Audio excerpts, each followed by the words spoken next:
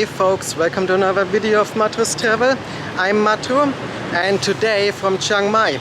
So Chiang Mai is very well known for its natural beauty, like the mountains surrounding it, the rice fields, the tiger sanctuaries, elephant sanctuaries, a lot of temples, a lot of stuff actually around here.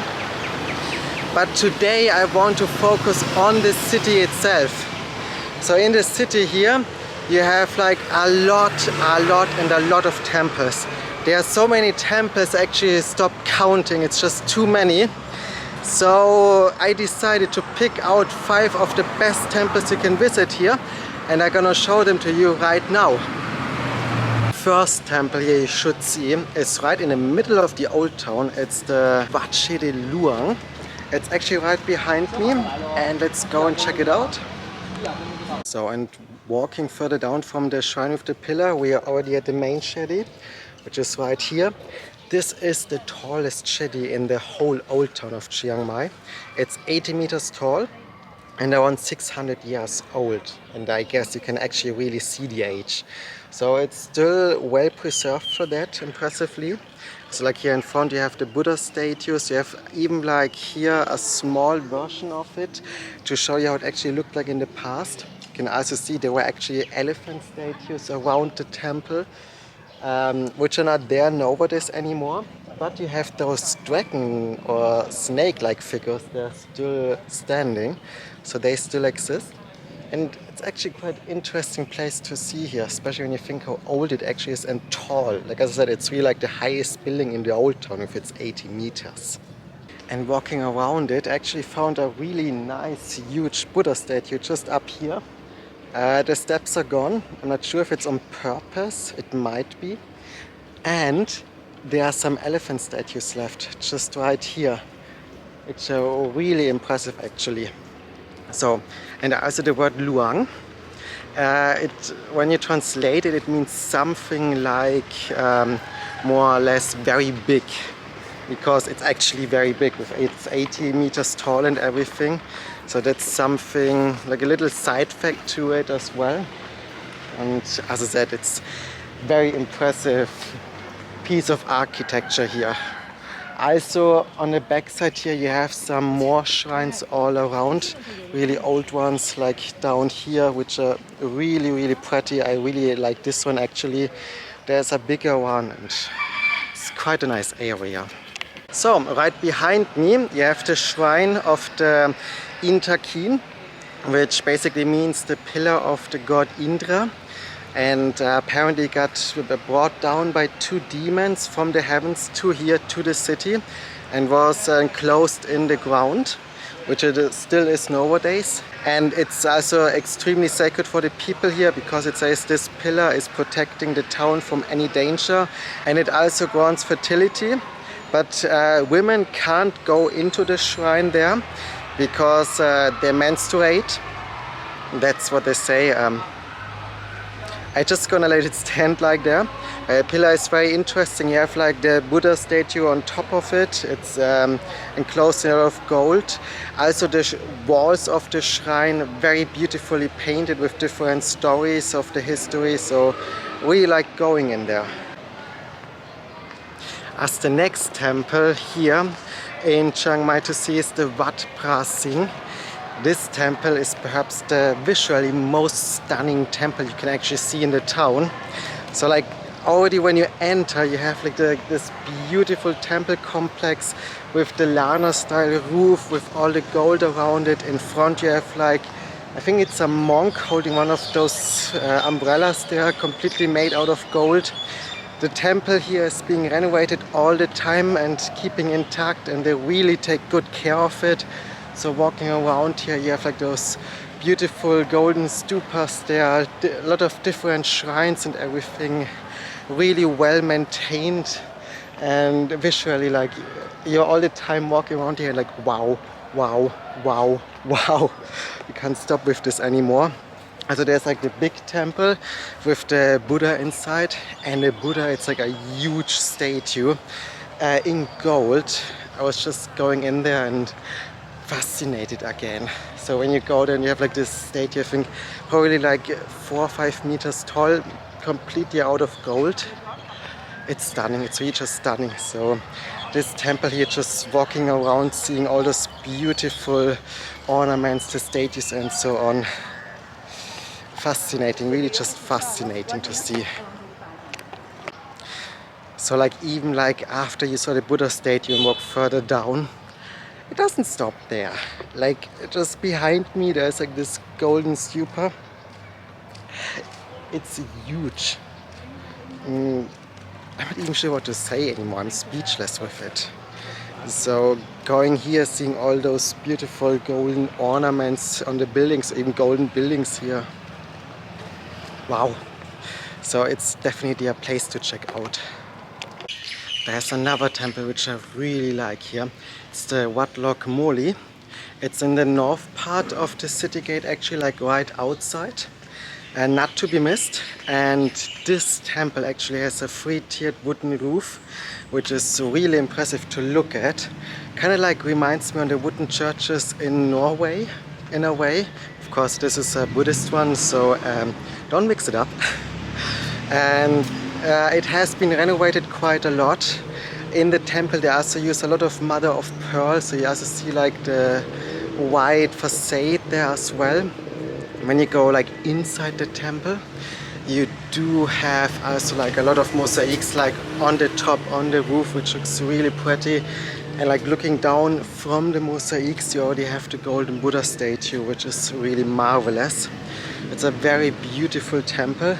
It's also very quiet here because not many tourists actually go to this place. Not many know about it. It's also a little bit of a hidden gem. And while the temple itself has been restored many times and looks very modern in a way, you have like the stupa or the, I think Chepa, I think it's the Thai name, right behind it. You see it here. Here you can also see like the true age of the temple. So it's like from the 14th century. And on this facade here you can actually see how old it actually is. And it's also really beautiful and also quite high. I'm not sure how high it actually is.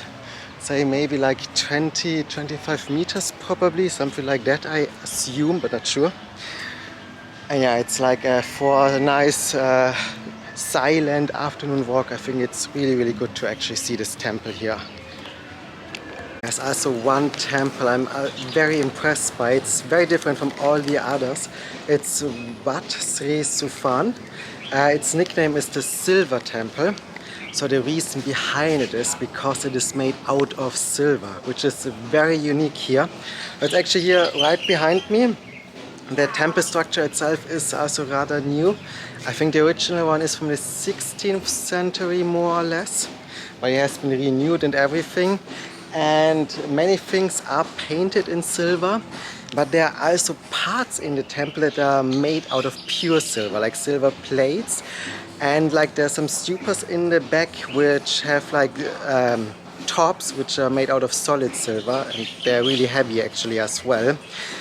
So this temple is made of silver. So this is something I haven't seen before anywhere. Like I have seen golden temples, I have seen temples with a lot of ornaments, but silver temples never before. So this is like really a unique one, and also very pretty. Like also when you go inside, you have like again this beautiful golden Buddha statue, and around this golden Buddha statue you have all the silver again, which gives it also a unique look, which I really like. So this is something I would say you definitely shouldn't miss when you visit Chiang Mai.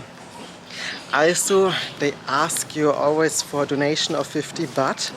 When you give the donation here, they actually give you a key ring, and this key ring has like a silver plate on it. So this is actually a really nice thing. I'm not even sure if I need to declare it on the airport. I have to figure this out actually, because it's pure silver. So let's see. So yeah.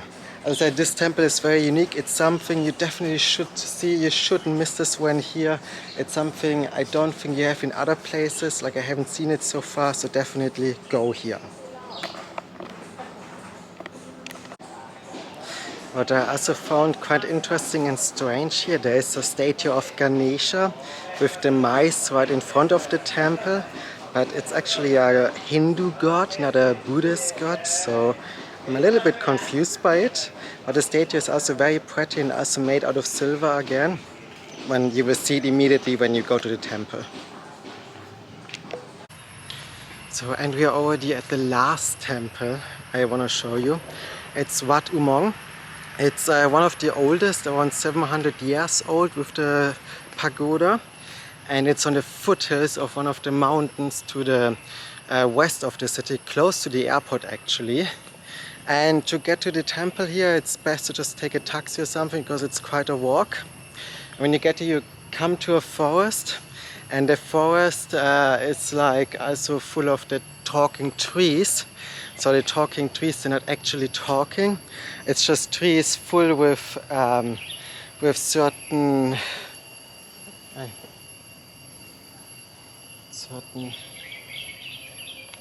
it's just trees full with certain wisdoms that you can see right here. For example, a saluter gets saluted in return. Makes sense. Or here, day and nights passing by. What am I doing now? Okay, so yeah, stuff like that. And from here you can just walk down to the pagoda and everything, which I'm gonna show you now. So on top you can actually here see the pagoda. The pagoda is already over 700 years old. You can see the age of it, definitely. There have been a lot of renovations for it as well, which are actually quite good, but you can still see the age of it. It's actually really, really pretty and also really high. I think it's over 20 meters tall, if I'm correct. So yeah, it's quite high actually. So right behind me you have the ancient tunnels. You see, like, there's an entry here. These tunnels, they are also from more or less the same time with the pagoda.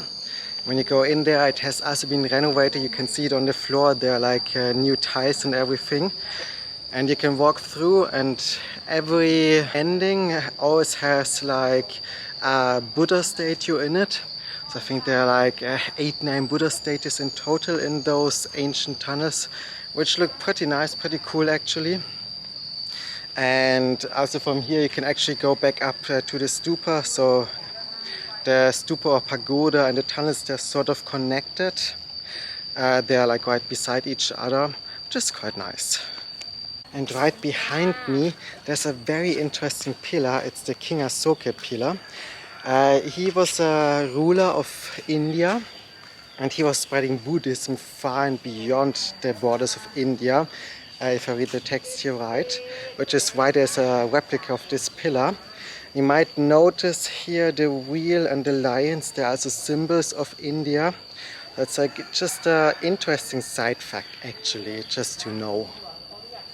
And after you're done with all of this and have seen everything, you can actually go down to the pond.